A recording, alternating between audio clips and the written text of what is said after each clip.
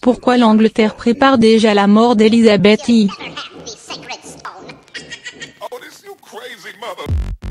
La fin d'une ère est-elle en approche ?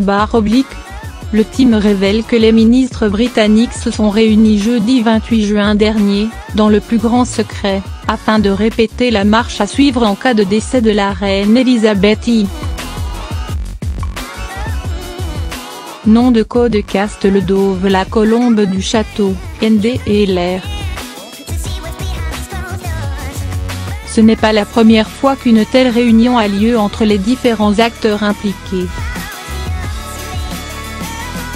Cela arrive en moyennement 2 fois par an.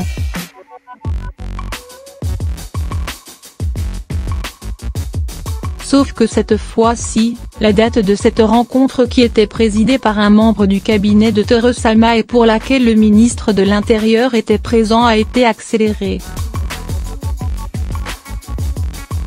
En cause / l'état de santé d'Elizabeth I.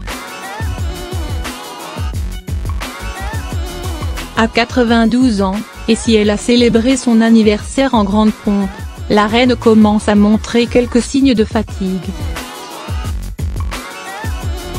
Ainsi, jeudi dernier, elle devait se rendre à un service religieux à la cathédrale Saint-Paul, pour le 200e anniversaire de l'ordre de Saint-Michel et Saint-Georges.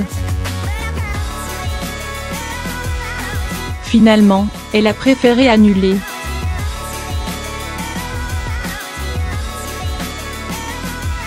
La reine ne se sent pas bien ce matin, avait simplement déclaré Buckingham Palace. Pire encore.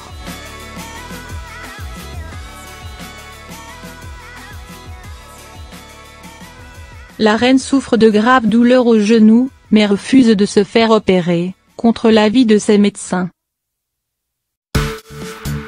Un membre du cabinet de la première ministre a ainsi confirmé que les préparatifs s'étaient accélérés en raison de l'âge de la mère du prince Charles.